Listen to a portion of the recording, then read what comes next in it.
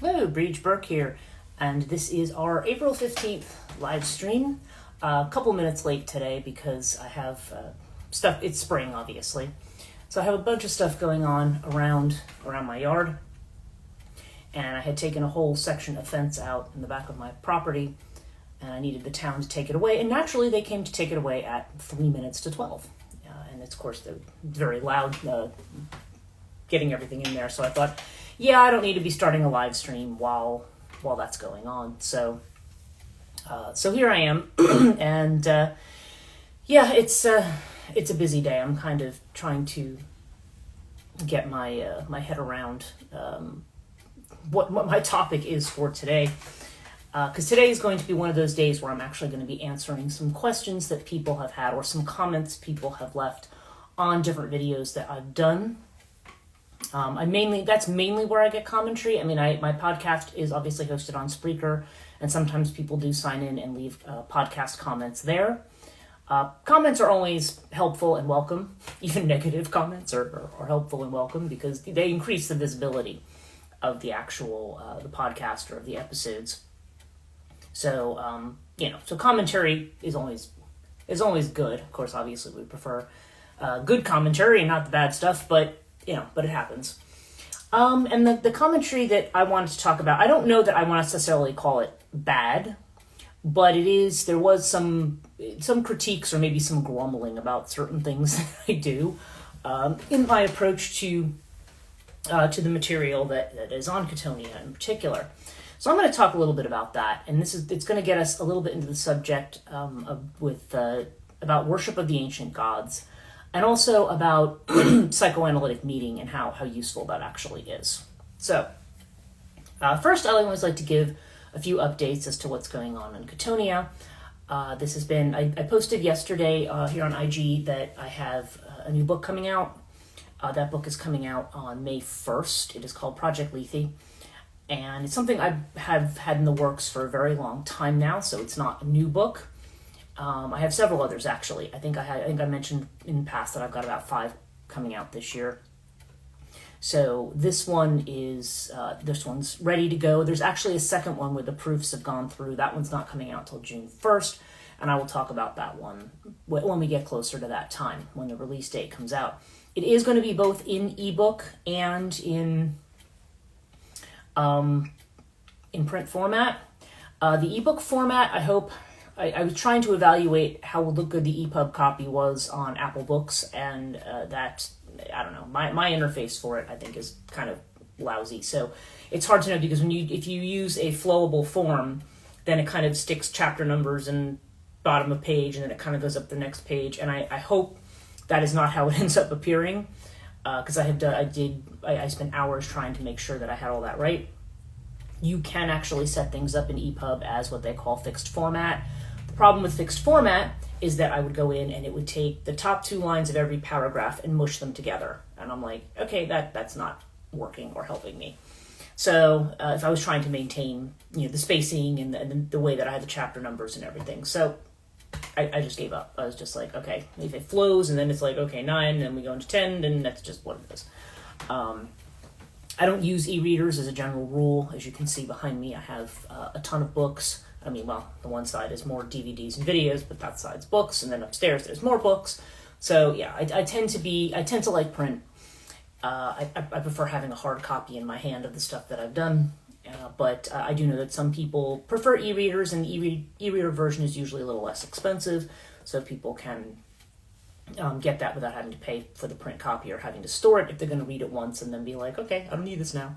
So yeah. So anyway, so that's the big news that's coming out. My merch store is up. I think it's up on YouTube now as well. I'm selling my merchandise through Spring, so people who like the Chthonia logo and so forth. The different ones, because I have the one, like for the live stream, what I'll post 2 hours before the live stream is I always have the image of the woman sitting with the crow. I also, on my YouTube videos, that's the one where I have my Patreon list. That's the image that I use. I have a t-shirt and mug version of that, and then I also have it of the regular Chthonia crow logo, like the one you see here on Instagram, the one that's kind of pinkish, purplish, with the crow. That one is is also on that on t-shirts, and I think I have a photo of myself with that one. Spring did send me a sample of the one with the other, but they sent me an extra small, and I wasn't even given an option of size. They just sent it to me. I'm like, I don't know what you expect me to do with this. I am front-loaded on estrogen, and I'm not fitting into an extra small. So, so anyway, so I wanted to show that one, but I don't know. I still have to complain to them about that, because if it was just a free sample they were sending to me, I wouldn't really care. But the fact that you have to pay for it, I'm like, well, since I paid for this, you didn't give me the size that I would have wanted. So, so I don't know how that's going to work out. But hopefully that's not an issue that anybody else runs into, because obviously I think if you're just buying it as a regular thing, you get to go to the store and choose the size and all that fun stuff. So, so that's what's going on there. I just feel like I'm incredibly busy now trying to finish up a lot of stuff, doing more cover artwork for books that is coming out later in the year. I may be looking into doing more part-time work. I mean, my academic work right now is changing up a little bit. It's kind of coming to the end of the semester for my university students. And I think I've talked to people about this. I'm floating the idea of a free university. So I'm trying to reach out to certain people I know right now who I think might be good as lecturers. And actually, free university, I don't want to bill it as that. It can't be totally free, but at least something that's very inexpensive. Maybe where you can have lectures for, I don't know, anywhere. I don't really want to name a price at this point, because, but it would be something well under $100. Per lecture. And, and somebody could do a whole series of lectures and perhaps do some kind of either assignment or come up with some kind of creative writing project or something that they could be mentored on by myself or potentially by one of the other lecturers if they have time. I mean, it probably, the pay for that would be on sliding scale with that. Like if somebody decided they were going to take on and mentor somebody, they would get whatever that person paid for that. They probably get like the cut of that. But I have to see how it goes. I like the idea of free universities where people get together and they do, they bring in people who are experts and are willing to say, okay, yeah, I'll take 2 hours and do a lecture. And then at the end of it, somebody can get, a certificate or get something like that. Obviously, this isn't the same as getting college credit and things like that. That takes quite a bit of, it takes a lot to get accredited. In that particular way. So this would be more for people who want to learn about a particular subject, want to pick it up, kind of like people who might take courses on Udemy or one of those other places, and just trying to do it through here, but having it focus specifically on dark feminine subjects, I guess, for lack of a better phrasing right now. I am trying to find a good name. I used to have a school called Scholars of the Borderland. I've kind of taken all of that down because I don't feel like that really went anywhere. So I also think probably stuff in it either advertising wise, it doesn't seem how much I advertise. It still seems like people have no idea. They're like, oh, I had no idea you had a school. These are people who know me too, like people. I'm like, yeah, so I don't know. Either I'm doing a really bad job of marketing it, or if somehow it's just not getting out on algorithms and things. But I feel like I have a little bit more of an audience now and a little bit more of a reach. I'm now an affiliate with the Divine Feminine app, so obviously I will probably promote things there. And I'm trying to go back and see what I have in terms of a mailing list for people, but not everybody likes to be bothered by emails. It's political season, and I'm getting slammed with 10 emails a day from the political emails, and literally, even if these are candidates who I like and support, I'm literally, get me off your freaking, I didn't ask to be on your list, number one. Number two, just get me off. And the thing is, I get off, and it turns out they have 5 other lists, and somehow I can't get off of those lists. And it's an absolute nightmare. I'm sure I'm not the only person going through this. Between that and text messages from and I'm I've never given my permission for them to text me ever if I give my phone number for something. And so I'm always doing, stop. It doesn't see that you stop and nothing stops. It seems like there's, like I said, there's 8 million, for whatever main organization you may have taken your name off, there's a whole, all the other ones have their tentacles out everywhere. And yeah, I get it. People need to, be active, and they're trying to bring people in. And I know the whole thing about politics is fundraising and all that rubbish, but I have no interest in that. I mean, I know how I'm voting. You don't have to convince me. And I'm not gonna be one of your big donors. I'm not even gonna be one of your $5 donors. I just don't. get involved in politics in that way, unless it's something that I think is really, really, really, I don't know. There's certain cases where I might do that, but for general election fundraising and so forth, and I don't like, and don't send me surveys and at the end of it say, chip it. I'll chip in $5 now or chip in five. And no, I'm not chipping it in at all. Like, go away. Like, don't ask me. So I don't know. Tis the season, and I'm there's many reasons. I don't know. I'm kind of dreading this election, and I'm also looking forward to it being over because I'm just really tired. But we've got another 7 months, I think, until the election, maybe slightly less. I do have my birthday coming up this weekend as well, on Saturday. Yes, I am born on basically on the same day that is World Pot Day or whatever, whatever they call it. And my birthday is also, as I was told many times, you have the same birthday as Adolf Hitler. I said, great.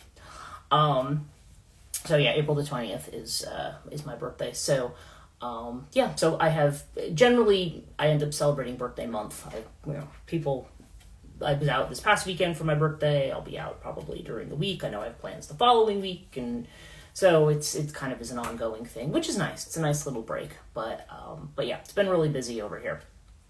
So anyway, that's sort of the vague update, or the not really vague, but more the executive summary, I guess, of what's been going on. So let me get into what today's topic is. So there was a couple of things that were mentioned, and some of the comments were really long, so I'm not going to go back and quote the entire comment.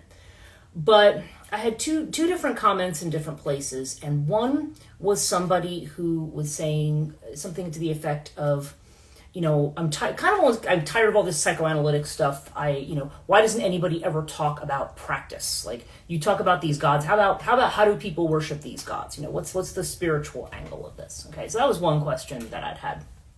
And I think I did respond to the person, and I said, well, that's a rather difficult question to answer in the 21st century. Especially if you're talking, let's just say you're talking about the Greek pantheon. Let's just, stick with them. We don't worship the way, we don't even conceive of the gods the way the ancient Greeks do. And yes, I do realize there are modern pagan groups and covens and so forth that do bring in these kinds of gods and these kinds of energies. But the question is, what does that mean? But I think bringing that point up that this person brought up does raise a very good question of how people do paganism, okay, today. And what that means with respect to ancient religion, and it's something you'll see a lot of back and forth in the esoteric communities about it, and I think it would be good to just talk about some foundational stuff there that might be helpful to people who are practitioners, who genuinely are not following one of these Western traditional monotheistic paths. But don't necessarily have any context for anything other than a Western monotheistic path. And I think a lot of the beef that people have is that people are approaching paganism like they're approaching monotheism, and that seems to be the rub there. And so I want to talk a little about that. The other comment I got was a rather long comment that was pontificating a little bit on one of the things that I said, in a way that maybe it wasn't intended that way. Maybe it was just the way that person ended, that it came across a little bit as mansplaining. So, and maybe I'm being unfair. I don't know. But basically, somebody trying to tell me that I needed to understand certain contexts of the way this particular deity, and it was it is definitely a Semitic deity. We're talking about Near Eastern practice, and but kind of ended it with, well, this is fun, but all of it's meaningless. Like what you're doing is fun but meaningless, is kind of the way that it ended. And so I was like, and I didn't actually respond to that comment, because I'm like, what do you say to somebody who just decides that it's all meaningless? Did you just show up to tell me that this is meaningless? And also, I don't really agree with the assertion that it's meaningless. So I guess that kind of makes me want to talk about meaning. What do I think? Why? So it was a comment that I was just kind of like, okay. But my thought about it was, okay, well, yeah, why meaning? Like, why do we need to I need to get on here every 2 weeks and talk about a figure and give you the symbolism and the psychoanalytic viewpoint? What's, other than for fun, what's the point? Because there is the point, and I do have one. It's not just. It'll be something that resonates with some people and not with others. But there is a method to the madness, I guess you could say, if people don't understand that, either because they think it doesn't pertain to practice, or because or for whatever context related reason, or it can also be the opposite. You can have people who are involved in practice and they don't understand. They feel that when you try to take a psychoanalytical approach to things, that somehow you're either trying to alienate yourself from it or take a distance from it, like take a psychic distance from it and try to examine it as if you're looking at it under a microscope, which is kind of funny when you consider the fact that the psychoanalytic viewpoint has been vilified by modern psychology because they say it's not scientific enough. So you're really kind of caught in the crossfire, the people who think you're not scientific enough and the people who think you're too scientific. And so a lot of this has to do with not only how we approach ancient religion, but what we assume is truth and what do we assume is meaningful. So those are very deep questions. I'm sure as heck not going to be able to answer all of those questions in one live stream, but I just want to talk about a couple of different things. So, okay, so let's talk first about a little bit about ancient gods, ancient religion. So what's our context for that? Now, obviously, when we talk about ancient gods, the world is a big place, okay? When we tend to talk about it in this kind of European context, we're frequently talking about what comes out of Greece, Rome, maybe ancient Babylon, the Near East, Semitic religions like ancient Judaism, things like that. This is kind of the context that we are usually working in. Now, obviously, there's the Eastern religions like Hinduism and later Buddhism. Buddhism, which doesn't really worship gods at all. It does have bodhisattvas, and it does have certain figures that are meant to be sort of emulated, but they're not treated as gods in the same way. And of course, certainly there were the gods of the European countries, and then the gods of the indigenous peoples of all the continents, of the Americas, of Africa, of Australia, all the places that we've been. There are certainly indigenous populations with their own belief structure. And that, of course, tends to be the realm of anthropology, getting into what people believe and what their context is. But one of the things, I want to say that there's probably two fundamental differences between what we think of as ancient religion and modern religion. There's a lot of differences, actually. And one has to do with the personal nature of God. Now, when people get involved in religion nowadays, like let's just say you were raised with one of the big three monotheisms, Judaism, Christianity, or Islam.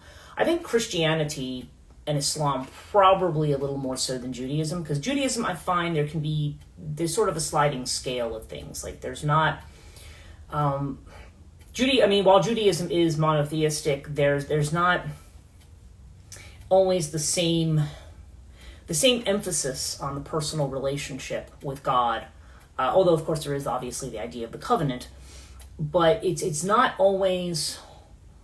It feels like it has a little bit of a different context, especially since the Holocaust for a lot of Jews, and so it varies from people who are very orthodox and follow the Torah to people who are very loose and kind of reform and maybe think that the people who followed in their traditions afterwards and built new traditions maybe doing a little bit overkill, So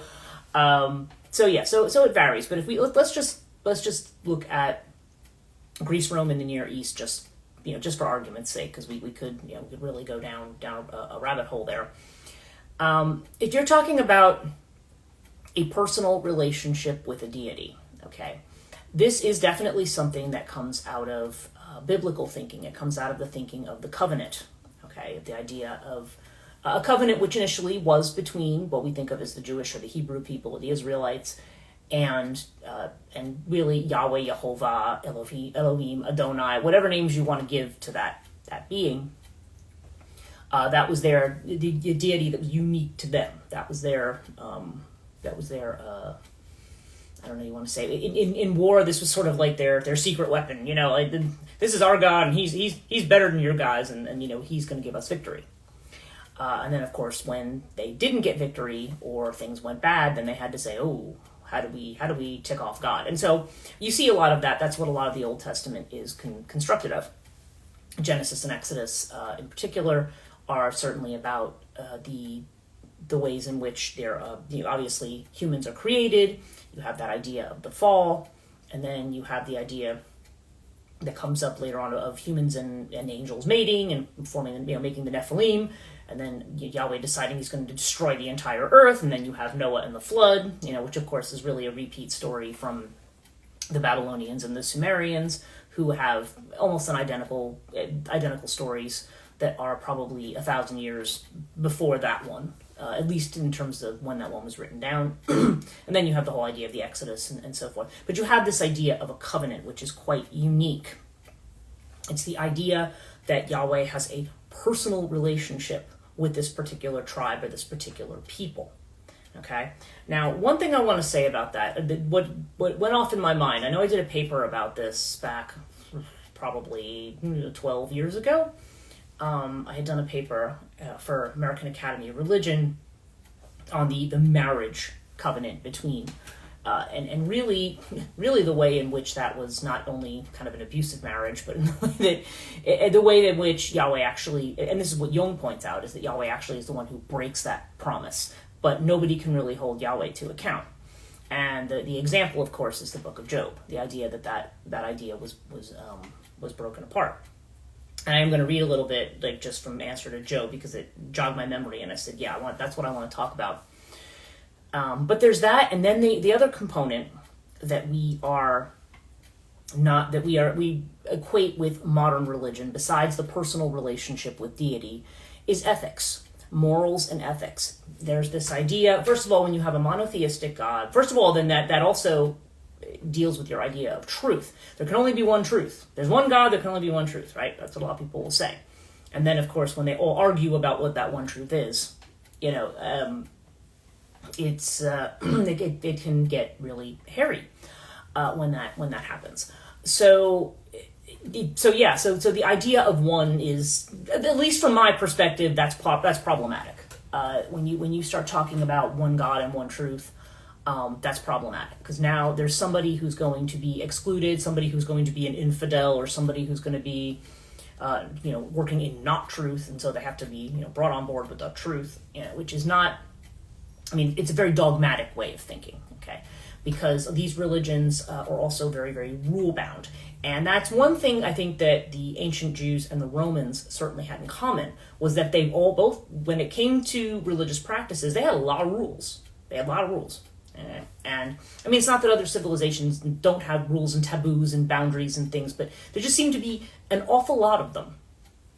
If you look at ancient Roman religion, and if you look at, even if you look at modern Orthodox Judaism, for instance, it doesn't, I don't know how, I couldn't tell you specifically how it might differ from the ancient, but I think the idea is that you still have this very strict observation towards the rules laid out in the Torah, right? So, yeah, so we have this, so when we have this idea of a personal God, and you have this idea of ethics, because this God is personal, it's like Alan Watts said about the ceramic model of the universe. This is the God that made the world, and so this God acts as like a king and as a judge. Watts had pointed out how the Protestant ministers, at least years ago, I don't know, maybe some churches are still like that today, they would dress almost like, if you walked into a Protestant church and the minister stood up there, like if you look at the old New England things of the Cotton Mather and those standing up they look like judges. There's a reason for that, because the idea is that, this is the idea that that there's one God who is, supposedly benevolent, although, again, if we're going to go back to Cotton Mather, there's the whole sinners in the hands of an angry God. So it's so maybe not. Maybe they were going more for the Old Testament version of Yahweh, who, as Jung points out, doesn't have any morals. He behaves like an archaic God in that sense, and he behaves like kind of an angry and almost bullying kind of archaic God. because when you look at the example of Job is, so what's the story of Job? Okay, Job is very, very righteous. He follows all the rules. He does everything he's supposed to, and Job is blessed. He has a big family. He has lots of cattle or whatever equates for wealth, right? And then so Yahweh is talking to Satan. Okay, now Satan is, at this point, we're not talking about some figure of ultimate evil. We're talking about somebody who just is there to be kind of a tester, somebody like a trickster, likes to poke. And says to him, he says, "Oh, hey, look at my servant Job. He's good. Like he would never curse my name." And then Satan goes, "Oh, I'll bet I could make him do it." And he goes, "Oh, I'll bet you couldn't." He says, "Oh, I'll bet I could." And he says, "All right, fine, you're on." And that's literally it. You're on. It's a game. And so Jung would argue that that's the point at which the covenant's broken, right? Because Job's keeping the covenant, and Yahweh's like, yeah, and just completely messes with him. And people often take that book as an evidence of, well, God's ways are mysterious. This is why bad things happen. But if you read that actual text, after Job is like literally in the ground, like covered with swords, like he's literally lost everything, he's kind of like, excuse me, can I just ask? And Yahweh's like, shut the F up. Don't you question me. Who the hell are you? And that's literally what he does. And that is what that book is. And so that book is kind of problematic. Now, it's not the only problematic aspect of the Old Testament and, potentially the New Testament too. But it comes out of that. That's the idea that people have of God. Okay, either they think of God as this very benevolent judge, but there's also this idea of sin. I don't know, some of you were I was raised Catholic, and I'd always talked about the idea of the two angels sitting on your shoulder, and they both have books, and one's writing down all the good things you did, and the other one's writing down all the bad things you did. That's the ethical element of it, the idea that religion is connected to morals. And when you talk about atheism these days, if you talk about the way, one of the complaints that atheists will have about religion, and maybe even people who've practiced religion will have about religion, is that they'll say, well, there's this whole idea of sin and punishment, and it's really just there to, kind of keep people down or keep people in their place, or it's supposed to be about social justice, but then, of course, obviously with like rules on things like abortion, for instance, there's the idea that this doesn't connect in with women's rights. For example, the way that they don't, embrace LGBTQ rights, the way in which dogma ends up marginalizing certain people. And this is a critique, and it's a valid critique, okay? But it only looks at the religion from the social level, and because that's the way we're used to looking at religion. We look at religion as something that is ethical, that has to do with a God, who's looking down, who knows everything, who knows all your thoughts, everything you're doing, and is judging you for it, okay? That's the modern conception of religion. So let me tell you what Jung says here. My pen's about to go on the floor, okay? This table is not... nothing in my house is even. I have an old house from the 1850s, and everything's kind of like, so yeah. Anyway, okay.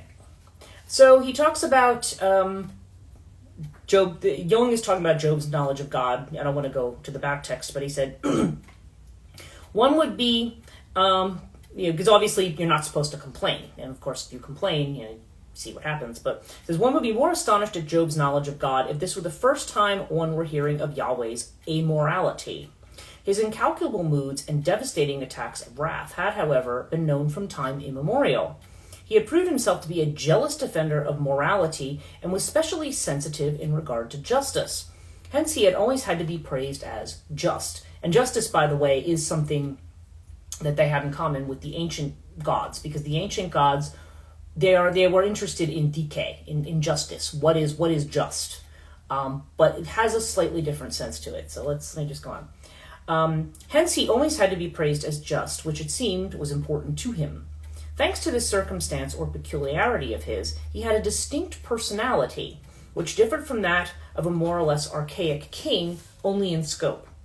His jealous and irritable nature, prying mistrustfully into the faithless hearts of men and exploring their secret thoughts, compelled a personal relationship between himself and man, who could not help but feel personally called by him.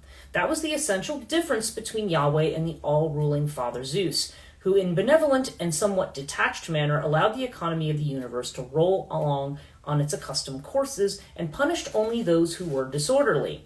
Yeah, punishment wasn't, the gods punishing you was not a regular thing. You could tick them off and they could not give you what you want. I mean, occasionally they did some really bad things, but, this wasn't the idea of, the idea of judgment after death in particular. That was an idea that only came in after the philosophers. Certainly prior to Plato, that wasn't really, well, Plato and maybe some others, but if you're talking about archaic religion, that was not a thing. Like he said, only the very disorderly, only the ones who really offended the gods in a major way would be punished. He did not moralize, but ruled purely instinctively. He did not demand anything more from human beings than the sacrifices due to him. We're talking about Zeus now. He did not want to do anything with human beings because he had no plans for them. Father Zeus is certainly a figure, but not a personality. Well, you might disagree with that. But in terms of his relationship with humans, yeah. Yahweh, on the other hand, was interested in man. Human beings were a matter of first-rate importance to him. He needed them as they needed him, urgently and personally. Zeus, too, could throw thunderbolts about, but only at hopelessly disorderly individuals.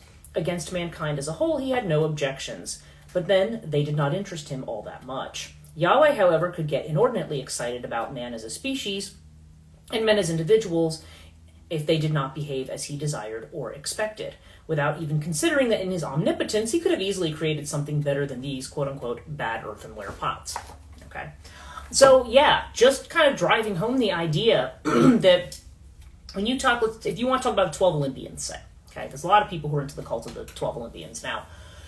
And if you're going to look at that particular perspective, they don't, if you read the stories of mythology, which, as I've often had to explain to students, it's not like we have like Bullfinch's mythology, or maybe Edith Hamilton's mythology, or some collection of myths, of stories. That's not how any of those were found. They were found in fragmentary ways all over the place. You'd be reading the text of a writer or historian from that period, and they would make notes in the margin, the scholia. That's how we know most of this stuff. We don't know a whole lot about ancient Greek religion. We do know that there were certain festivals. We do know that there were state sacrifices. That doesn't necessarily tell us anything about local practice.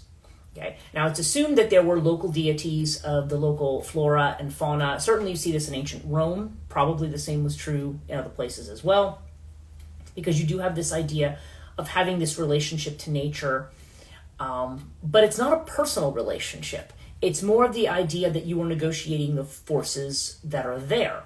And in your negotiation of those forces, there's almost like it's like a bartering arrangement. If you have a business arrangement with somebody, it doesn't mean you guys have a personal relationship, right?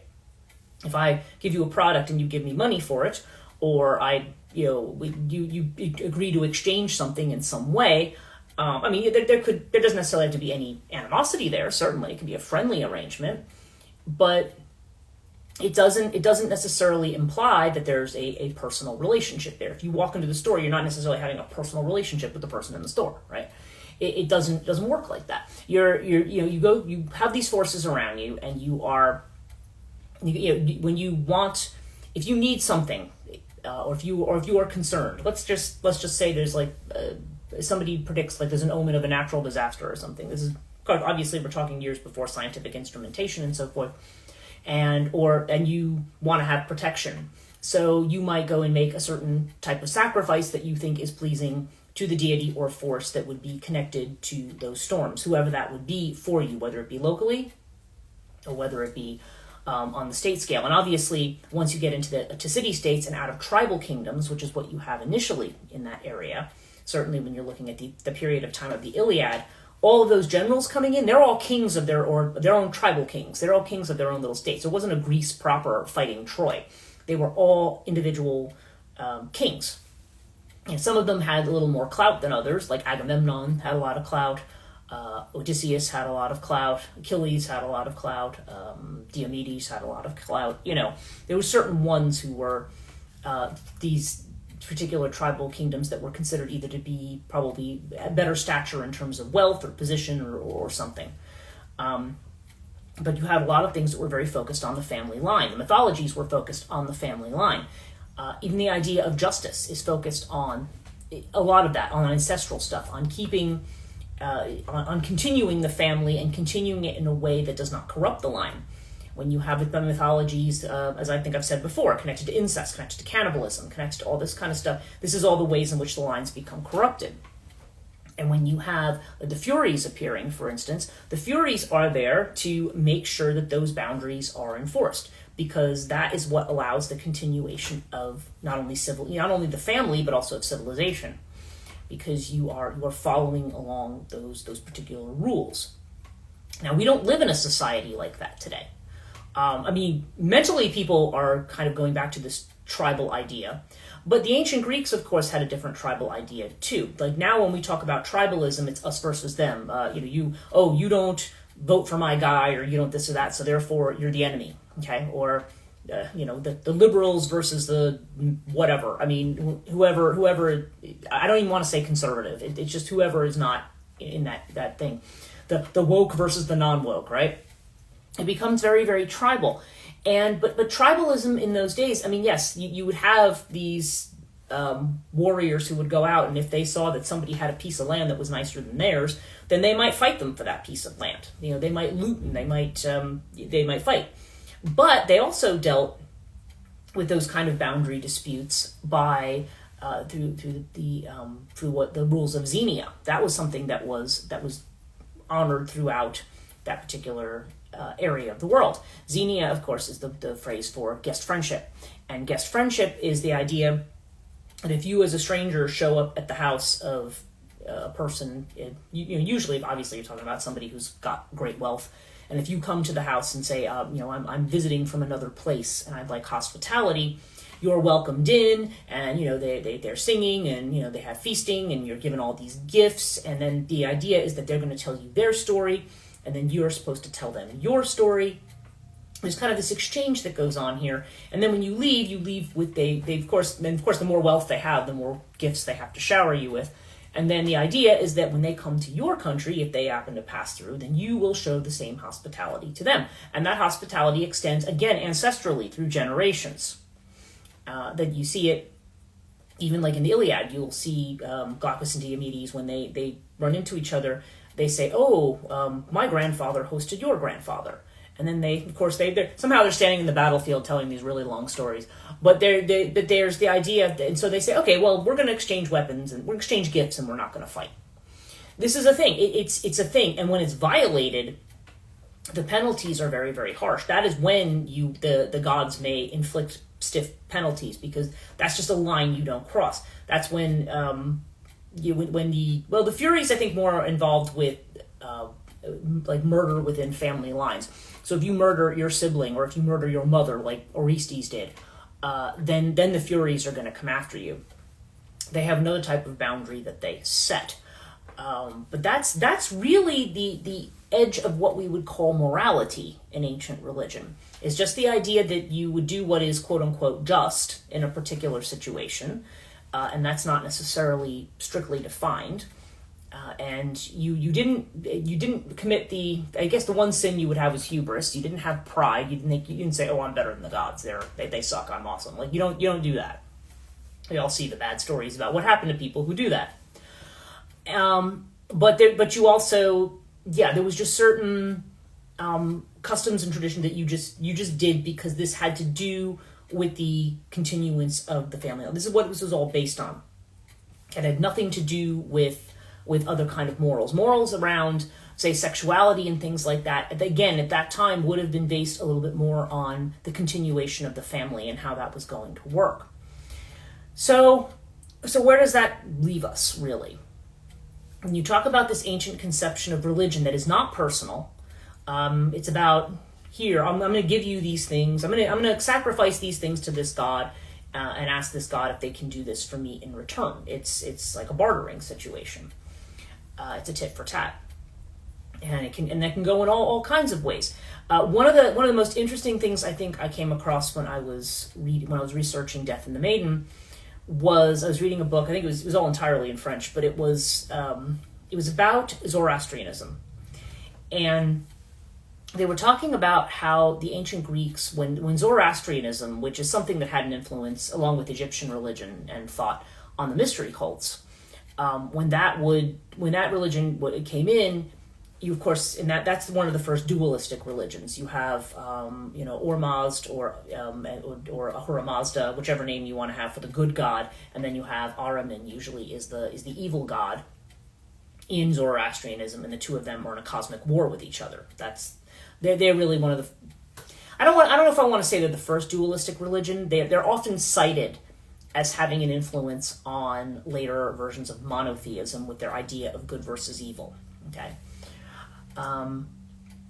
But when the Greeks encountered Zoroastrianism, they didn't say, well, we need to follow Ahura Mazda and we need to reject Ahriman, which is the way the Zoroastrians would have thought about it. They would be like, oh, okay, so if I want to curse somebody, then that means I can appeal to Ahriman. I can make a sacrifice to Ahriman, and he will, he'll get rid of that person for me.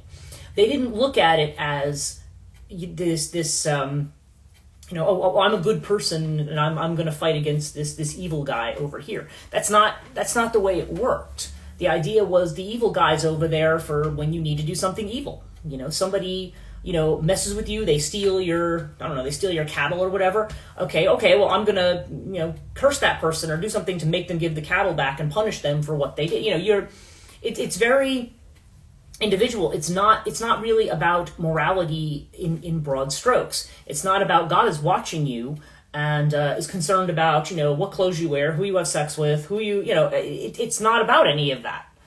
Or the way, obviously there's certain things, that we all have as a society. Obviously, you don't kill other people, right? Although, in certain circumstances, that's acceptable, right? If you talk about war, a lot of times they'll talk about acceptable losses, right?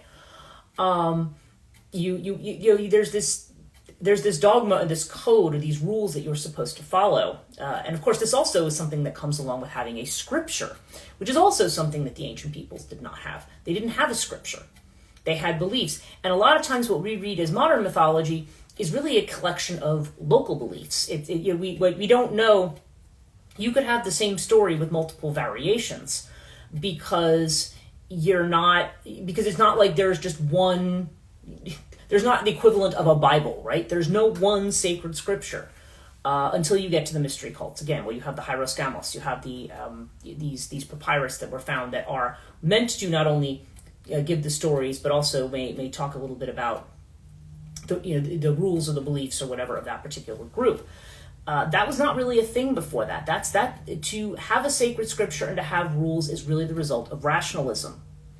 It's not just simply, okay, certain people with certain social roles have certain taboos. It's not, it goes beyond that. When we talk about morality now, it goes beyond that.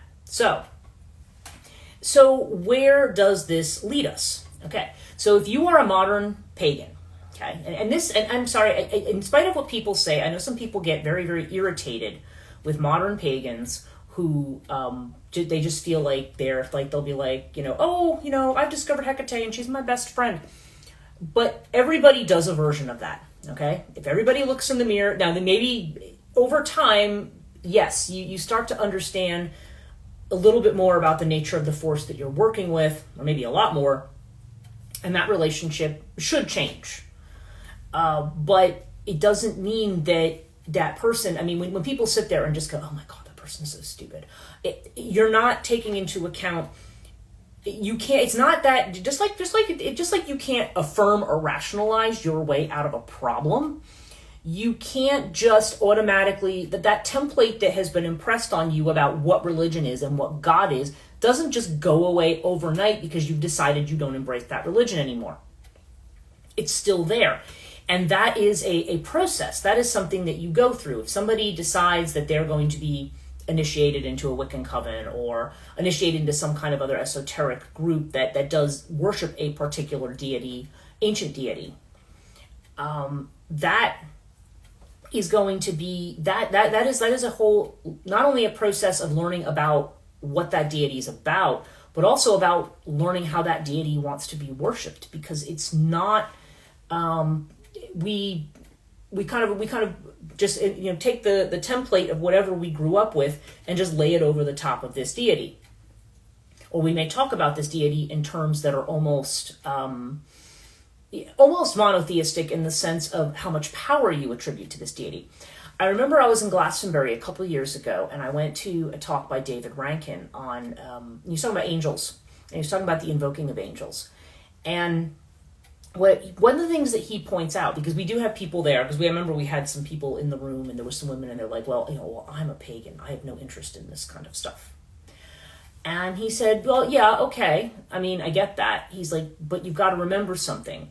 The dominant religion for the last 2,000 years has been some form of monotheism. Christianity largely, especially when you think about the Holy Roman Empire and all of that. Maybe Islam in some parts of the world to a certain degree. But we have been dominated by a system, and that is their hierarchy. That is their hierarchy of, they don't consider angels to be demons. Or what I just said there. They're daemonic beings. So they're intermediaries. There's Yahweh and a whole lot of intermediaries. Whether you are Catholic and believe in the cult of the saints, or if you're going to talk about angels, you're talking about beings that are on all these different groups, the cherubim, the seraphim, the ophanim, the thrones, dominion, you have all these different classifications of angels, right? And so, but he's pointing out, this is what's dominated human consciousness. And that brings in the other wrinkle, which has to do with the problem of the egregore. And that's a problem that paranormal investigators have too. The problem of the egregore. To what degree, and this gets back to the psychology of things, by the way. That person's second question about this having no meaning. If you've put a meaning on it, it has a meaning. And it may not even have a meaning that you consciously even seem to be aware of. We all have associations with certain things. Most people, I think, running around, okay, even if you were somebody who didn't really grow up with religion, or maybe you went to church when you didn't care when you got older, and then let's just say something really weird happened. Okay, let's just say you had some kind of experience, numinous experience that freaked you out. Maybe you thought you were in the presence of evil. What's the first thing that person's going to do? Even that person, they're going to grab a Bible. They're going to start reciting the Lord's Prayer, right? We have certain associations that we automatically have with what's the appropriate thing to do in these kinds of situations when we deal with these big questions and so forth. People have a way that they approach that. And that knee-jerk way has to do with the way that has been permeated Western culture. So, back to the point about angels, he's saying, you might be a pagan. Maybe you don't, belong formally to any of these kinds of religions. But you have to remember that these forces, there has been enough mental energy and psychological energy put into these forces and to these ideas, or this is the way that they have been construed. Because these forces exist. They're numinous forces. We don't really know anything about them. The form is given by us. It's given by the human mind. And that's why I think looking at the form is important, because the form tells us something about what we expect out of that and what that means for us. Now, if what that form originally meant starts to mean something different, the question then becomes like, okay, let's go back and look at what this really is supposed to be about. Why this deity is, or this particular being is conceived of in this way, and what does that mean to us now? For instance, one of the things I find with mythology, I have a lot of students. I have students doing papers now, and one of the things I have them do is I want them to go off into an area that interests them. But a lot of them will pick certain figures because they're like, oh, I read Percy Jackson. Oh, I read that. Oh, I watched Disney. I watched this. That's their context for it. The context isn't anything else, and that potentially can be problematic. But it also begs the energy of like, well, what kind of mental energy is being put into that? How does that change the story? Because none of these stories are historical. We tend to function in the realm of history. That's something Murch Eliot had said. He said we function in the realm of history. We think about us as being on a continuum, as being part of a historical process, and when we deal with myth, in that kind of way that is that has to do with the unconscious, that has to do with the archetypal material. That's the way Jung has chosen to describe it. This is the way he was trying to bring it into language that is a little bit more modern. But when you talk about that kind of language, Eliade had said that myth usually exists in distraction. It exists in, like I said, television programs, books that people like to read, fiction books. This is where we find the mythology. And mythologies are being invented and reinvented, and the ones that have been around a long time are the ones that are going to have the most potency. I think what David Rankin had said was, he said, okay, if you want to go back and worship Hecate, or you want to worship Zeus, or you want to worship Poseidon, it's not that you can't, but nobody's there's been no formal worship of them for a couple thousand years at least. So it's not, so the way that energy is almost dormant. It's like the way that it's going to respond is not going to be in the same way that you might, if you do a ritual for, like I said, like invoking angels or that's going to be something, or if you have, I think particularly people in like in Mexico and so forth, maybe the way that they use the cult of the saints, and may have those appeals. You go into the store and you see all the candles for all the different saints that people have. Those are the things that people have put their energy into now. So these are the things that energetically are going to be more alive, because kind of like what Jung said about, they need us and we need each other. If you've ignored that force, or if it's taken on a different form, or if it's gone into this kind of dormancy or this kind of hidden state, it's first of all, it's not going to have the same immediate potency of something that is more part of the collective consciousness. And secondly, the way it behaves is not necessarily something that you're going to understand. We don't, because they haven't been around for a long time, all we have are those stories, and that's really just a mishmash of what we know of the local variations and local beliefs that we have. There wasn't, like I said, other than the two big texts like the Iliad and the Odyssey, we don't have any one continuous narrative, or we have very few that are from the archaic period. Of course, obviously, there was no writing then. Everything was oral tradition. Everything was sung. That's what muthos means. It means to speak out loud, to speak. That's what it has to do with. And it's different from historia, or what we think of. We'll use the word history now. And that has more to do with what's been told to you by somebody that you think is credible. That's pretty much what that word means. But we function in the realm of history. Our standard for truth is facts. It's science, right? We think, well, that's the standard for what's true, and all the rest of this is just belief. Okay, and we separate the two. We don't include it in our truth paradigm. But so that's why we have this dichotomy of, well, either you're religious or you believe in science, right? And that's not the line. That's not the line at all. These are different standards for truth, but the monotheistic standard for truth is really not much different from the scientific one, because they both operate on the idea of laws, and they're making judgments based on certain things, maybe on things that are observed. Obviously, science deals with the mechanistic universe and with what we think of as the laws of physics, at least according to the 3 or 4 dimensions that we're in, the 3 dimensions of space and the one of time, and the way that we perceive of time. But there's a heck of a lot beyond that, and really the only thing that most people have for dealing with that, other than maybe where, if you want to look at the scientific side, quantum physics and stuff like that, where people are moving into realms where what we tend to think of as the day-to-day laws of things get kind of weird. But when you're talking about religion, the context that most people will have when they talk about religion is going to be that monotheistic context, that personal God. The one who is ethical, the one who's judging you and looking at you. That when you start dealing with ancient gods, when you want to go and you back and worship ancient gods, that's not what you're doing.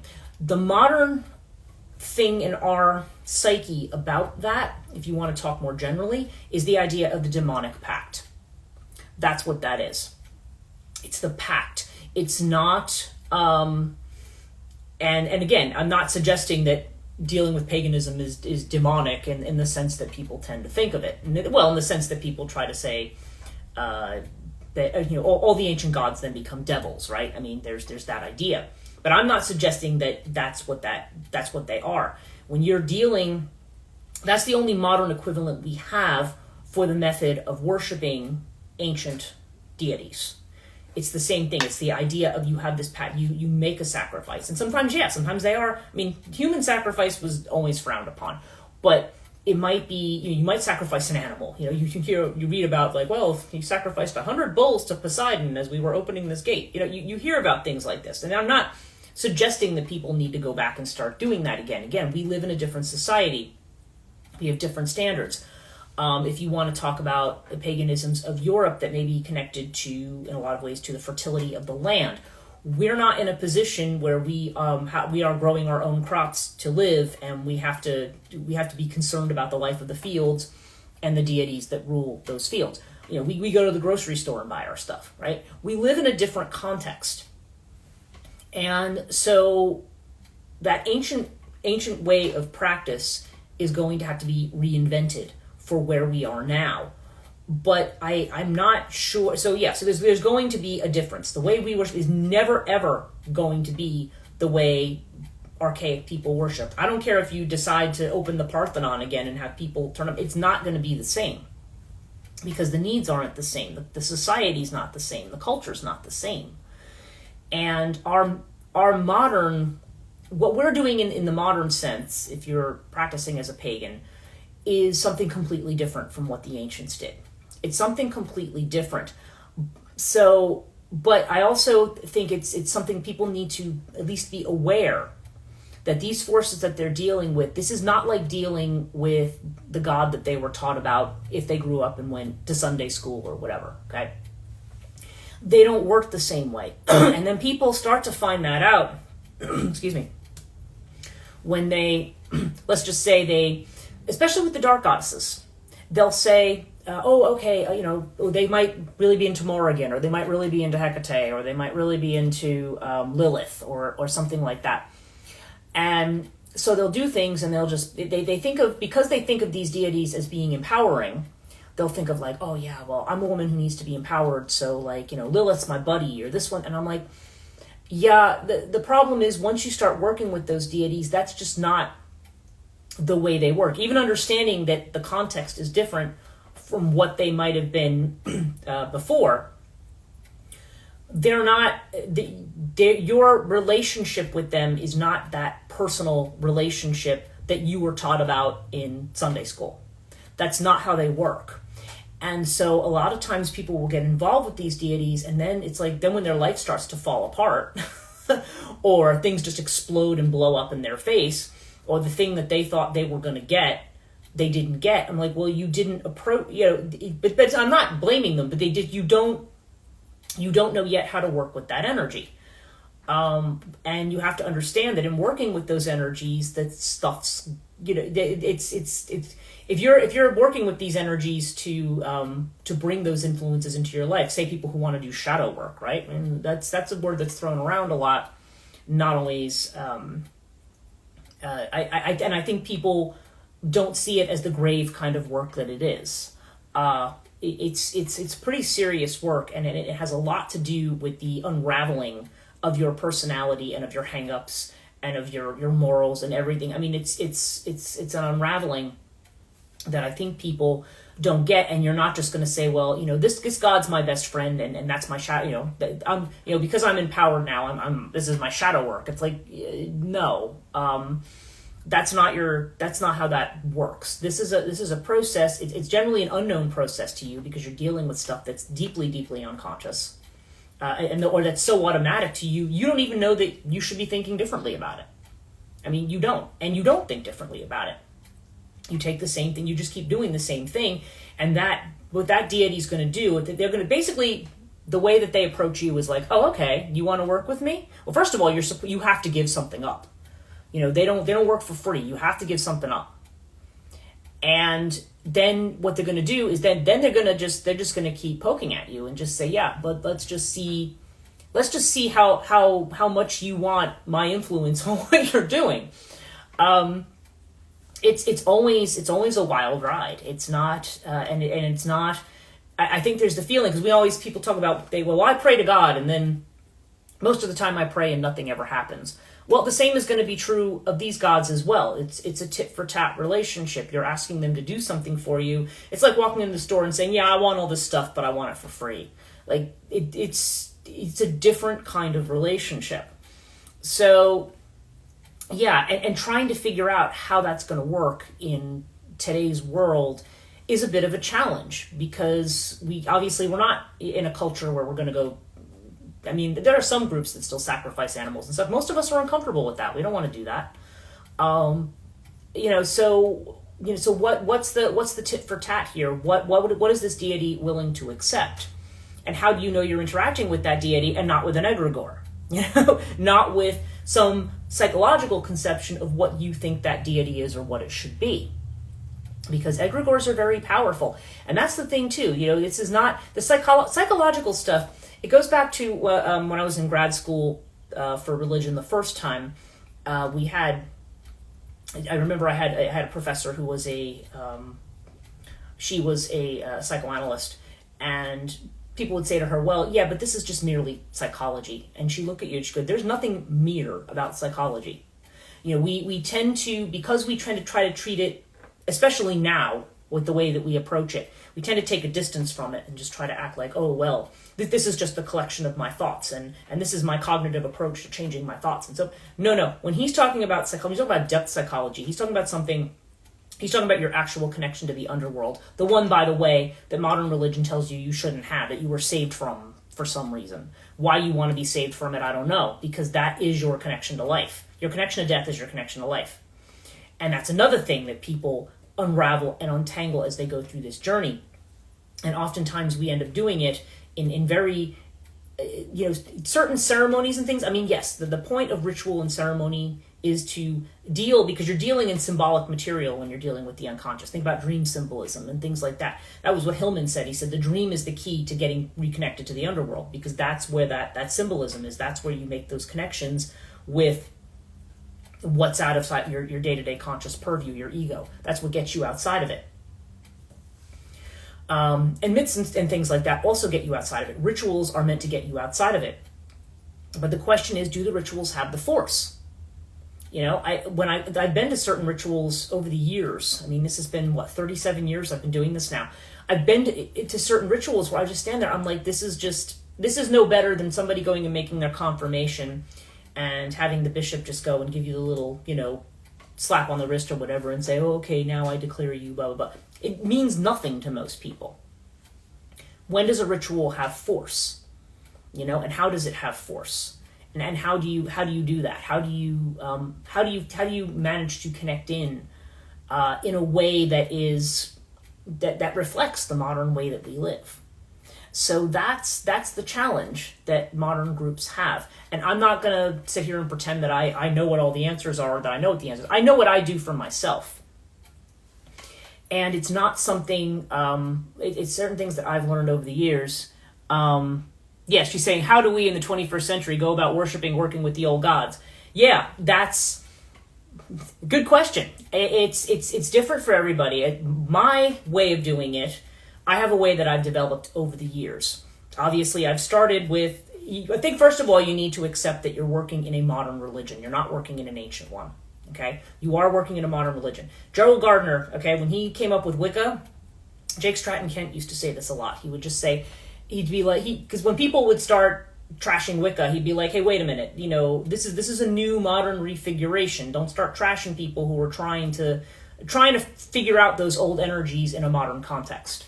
But when people would say, "Well, it's the world's oldest religion," it's like, yeah, not really. This is a reinvention of something based on different principles. And it's when we do ritual, there's ritual that you do alone, and then there's ritual you do in a group.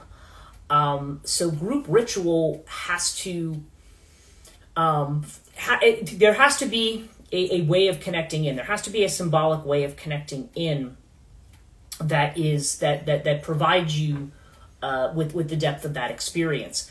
But that may be something that you get as you go on. This is why you have, like, say, in groups, like the OTO and other initiatory groups, this is why you have an initiatory process. You already have an initiatory psychodrama that goes in, and it's secret. That's the other thing about it too, is it's got to be secret. If you tell too many people about what you're doing, you water it down. It becomes just another kind of fluffy kind of a thing, or it doesn't. It may just lose its potency, even if not that. Which is why, like when I wrote Phantom Queen, one of the things that they said was, well, tell us what your rituals are. And I'm like, I can't really talk about my rituals for dealing with the Morrigan, because to me, worshiping a god is not, I'm the priestess who's like bowing in front of the altar. I'm allowing myself almost in more of a, I don't really want to compare it to voodoo, but it's more like I'm letting the being take me over kind of thing. That's more the way that I work. I see myself as a vehicle, not as a, but that's not the way everybody approaches it, and that's not the way everybody works. And I feel like a lot of the work that I do, because a lot of it comes out in my creative work, a lot of my connection to them comes out in my teaching, it comes out in other stuff.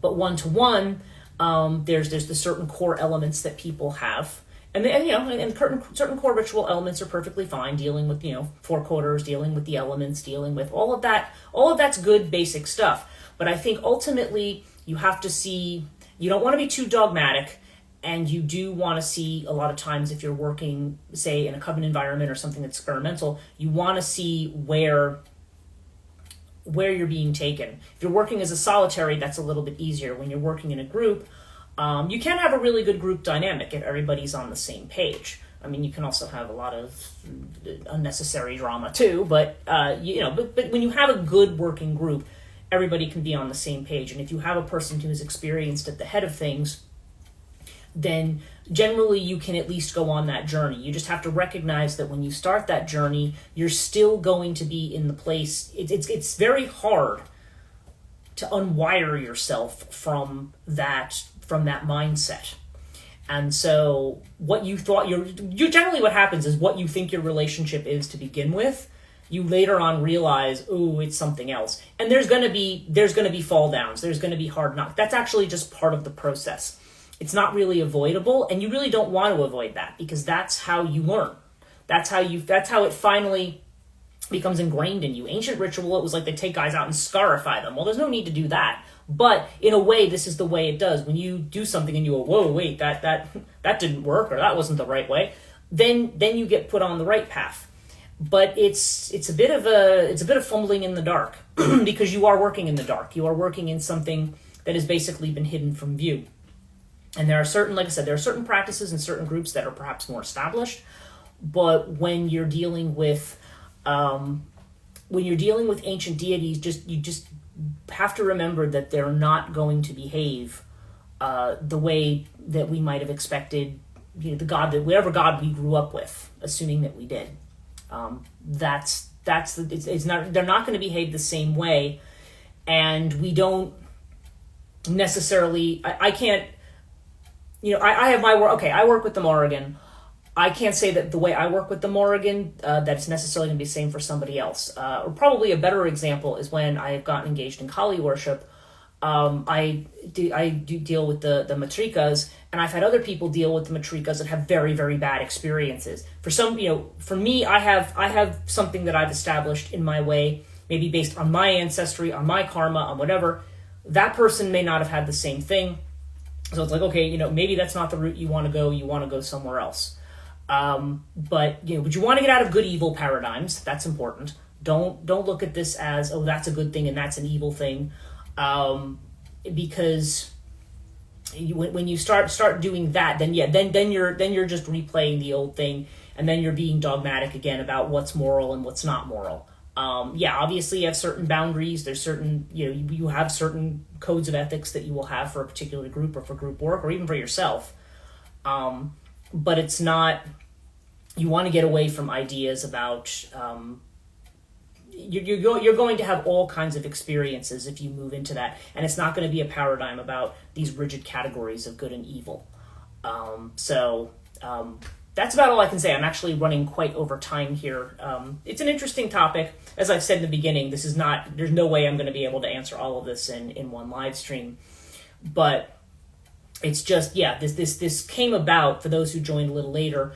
This started with the question of, number one, why on Chthonia do I not talk more about practice? And two, basically I was told the psychological stuff is meaningless. Those were the two comments that I had. And I'm trying to say, no, the psychological stuff is not meaningless, especially when you're talking about depth psychology. This is not just about your thoughts. This is about the way in which you're connecting. And those symbols are the ones that are the way that you are connecting in. And your initiations are the way that you are connecting in. And every initiation necessarily requires an ordeal. Whether it be a self-imposed initiation or whether it's one from a group. There's always an ordeal involved. And even if the ritual itself, what I have found, I have undergone occult rituals, and then after the initiation, so the initiation itself is an ordeal. But even after that, I will find that certain things will start to fall apart in my life, or certain things will change. It has kind of a ripple effect on your psyche, on everything else that's going around you.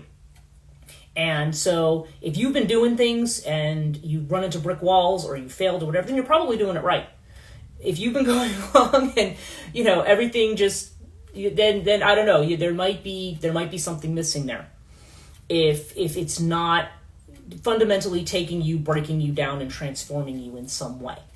That's what I think is what's going to happen there if you are dealing with that.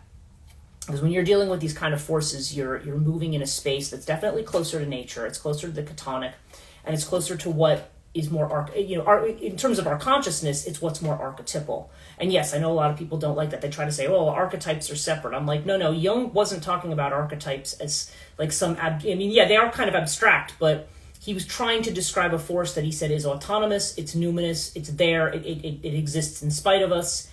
And he's trying to find a way to describe how it interacts with our psyche. It's not something he made up to create a distance. It's more of a way of saying, this is how this seems to behave, and this is how people tend to work with it, and this is how it tends to show up in dreams. So I don't see any of that separate from practice. Some people see it as they're two entirely different things. But then again, there's people who treat archetype theory like, oh, well, that's, it's just an archetype. And like I said, there's nothing mere about psychology. There's nothing, when we talk about it in the psychoanalytic sense, it's dealing with the very core. Psyche is the word for soul. Psychology is from the word for soul. It has to do with that deepest part of you. So it's not something that is just some kind of fun mental exercise. Obviously, if I'm doing a podcast, I'm not doing therapy or coaching with somebody. I'm just going to literally be talking about the figure and the feelings and so forth around the figure. But it goes well beyond the social. It goes well beyond this idea of moral judgment, and it goes beyond this idea of good and evil as well. I should go, but the last thing I'm just going to mention here, something came up. I think I might have mentioned this, and I think I did talk about this in the last live stream, but I looked it up again, where Richard Dawkins, speaking of atheists, has now declared himself a cultural Christian. So I wanted to find what that was about. And basically he said, oh, well, I enjoy a lot of the Christian traditions. So, people who celebrate Christmas or whatever, forever, or whatever certain things that he calls are part of cultural Christianity. But he still says Islam is bad. And I'm just like, it's interesting. But what I found interesting about it, here's a guy who thinks that all symbol has to be done away with because it's irrational. And now he's more or less acknowledging that, these traditions do have a place. I don't know. He's somebody, in my opinion, who shouldn't talk about religion at all, in the same way that I shouldn't talk about, chemistry, because I don't know anything about it. Those are his personal explorations and his personal beefs, but to write books and to make big statements about this is what religion is, it's just, it's a bit of a buffoon with regard to that.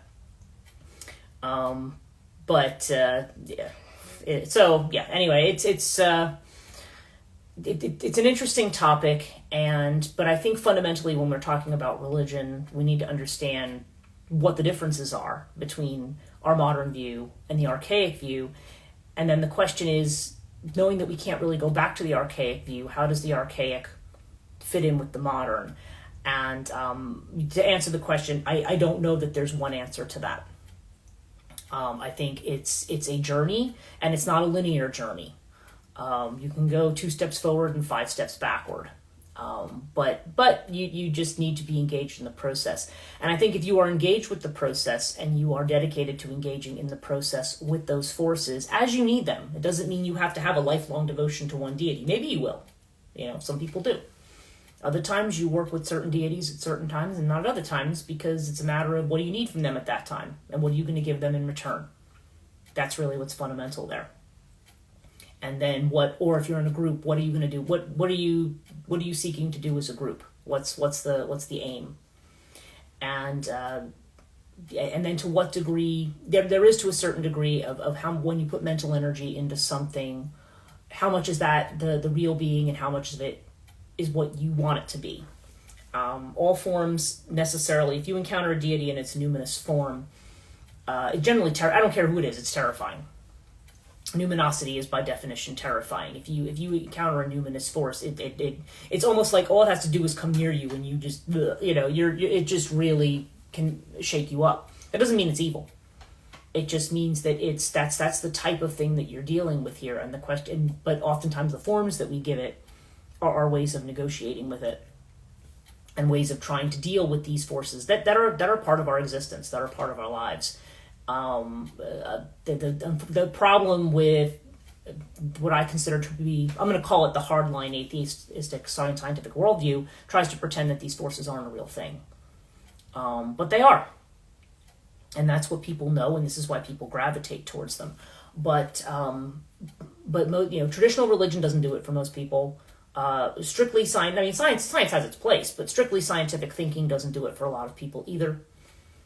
So when you start trying to make these connections, that's where you really need to start. You need to start with symbol. You need to start with dream. I always tell people who are starting out, and I said, keep a dream, keep a dream diary, keep track of your dreams, because this is the way that you are going to connect into that material, connecting into the unconscious, and that will help you connect in with Chthonic material as well. If you are looking to deal more with what's dark or what's hidden.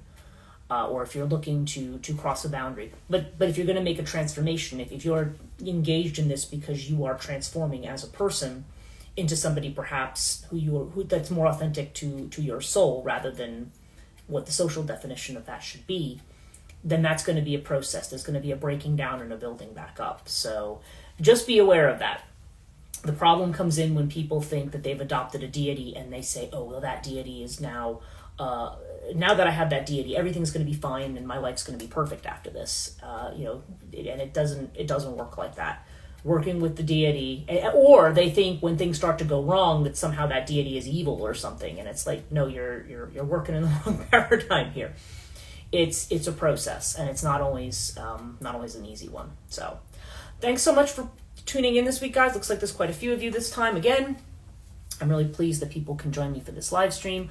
I hope you enjoyed this. And like I said, if there's anything, people can always feel free to leave comments or questions for me, and let me know. I'm happy to follow up in future live streams, or maybe even within the context of a podcast if that's appropriate. But yeah, I enjoy talking about these things, and so that'll be it for me this week. If you this first time you're watching this, if you want to rewatch it, and it stops at a certain point, just hit the screen on your phone and it'll play the rest of it in reels.